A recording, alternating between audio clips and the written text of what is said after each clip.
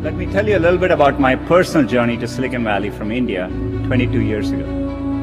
Growing up in India, like many of you, I got my first telephone when I was 12.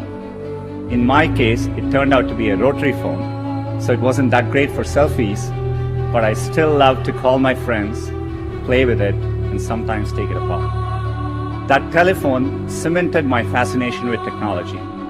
I remember in my parents' house in Chennai, reading about the invention of the transistor at Bell Labs. Of course, that initial invention helped found what became known as Silicon Valley, and out of that came companies like Fairchild Semiconductor and Intel, and all the computers and software that we all use today.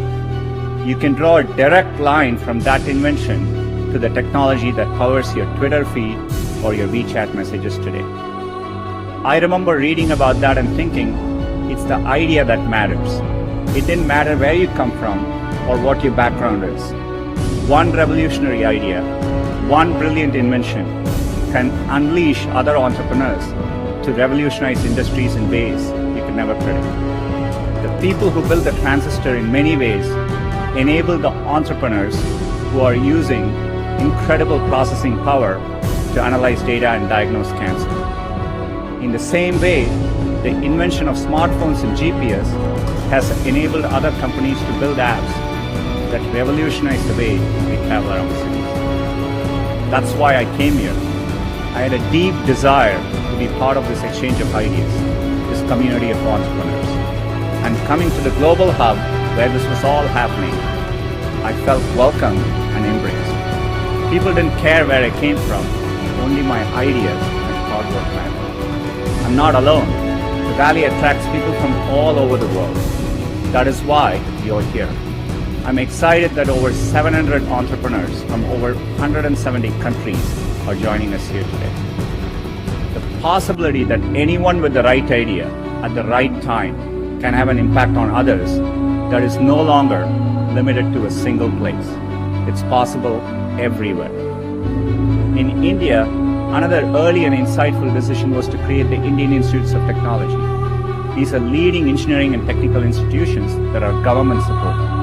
I still vividly remember as a teenager jumping onto a crowded train in Chennai and traveling for 24 hours to attend my school at IIT Kharagpur. And that opportunity changed the course of my life. These institutions, over many decades, have played a huge role in creating generations of skilled entrepreneurs in India. There are many countries helping to create a positive environment for their entrepreneurs. What we are seeing now is an unprecedented global opportunity. In China, a few months ago, I met entrepreneurs combining social, commerce, and business platforms in entirely new and unique ways.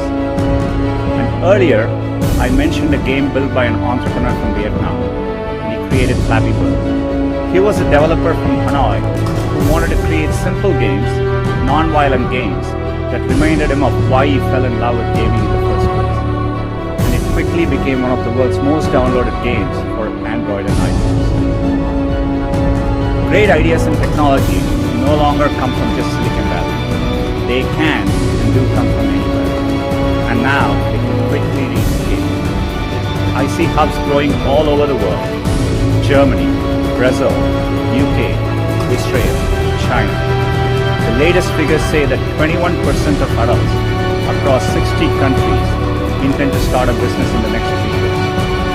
And there are over 200 million women around the world who are starting or running businesses. It's clear that Silicon Valley is now as much an idea as a place, and it is an ideal of what's possible. And those of us who are lucky enough to have benefited from being in Silicon Valley or hubs like it, owe it to the world to set a good example and clear a path for others.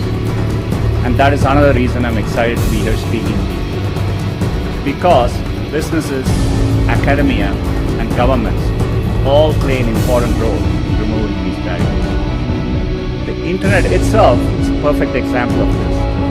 It's arguably the greatest economic engine of all time.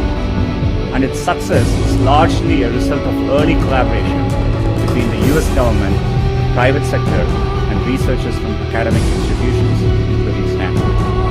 A worked together and made deliberate policy choices to keep the platform open and borderless. The course of history shows that this open model can unleash innovation, opportunity, and benefits for people everywhere.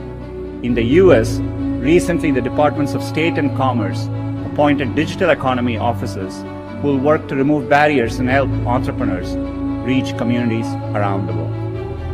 At Google, we are committed to playing our part to foster the next generation of entrepreneurs. Our Google for Entrepreneurs team has established a number of campuses.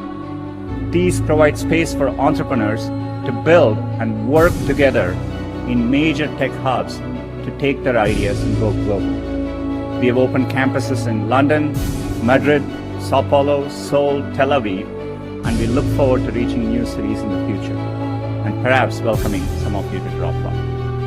Google tools help businesses launch and grow every day. More than 30 million small businesses globally rely on at least one Google product to find customers, to grow, and to be productive. Training.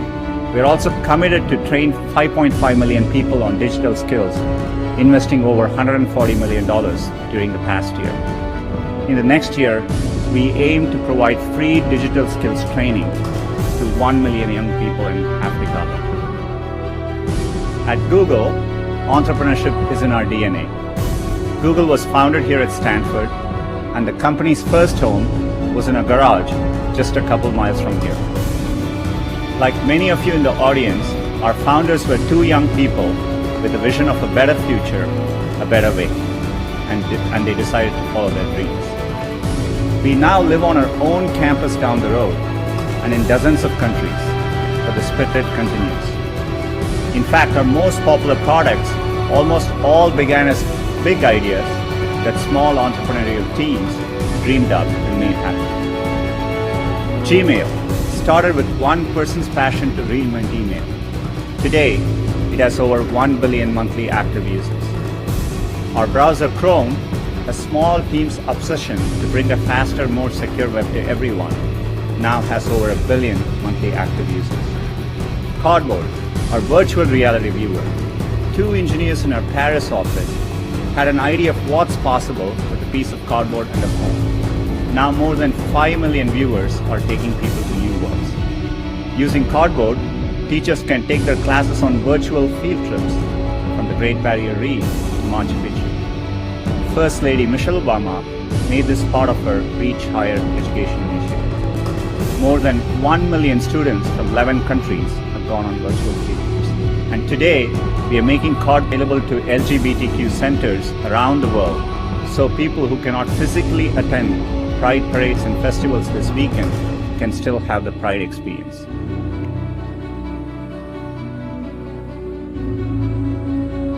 All of this came from two engineers in Paris' bright idea.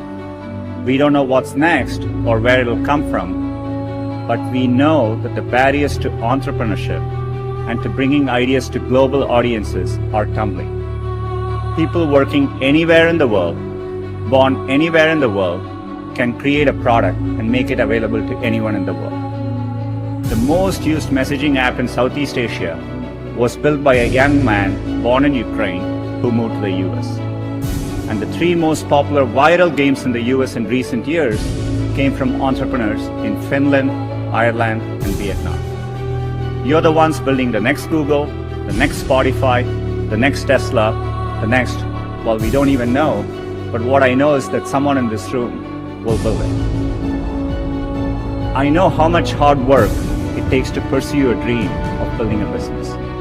The long hours, time away from family, the rejection, the ideas you know are brilliant that just don't seem to catch on.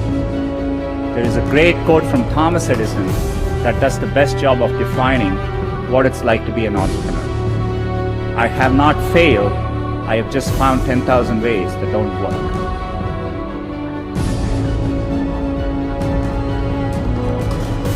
Everyone here is part of a tradition that stretches all the way back to Edison and up to companies like Google today.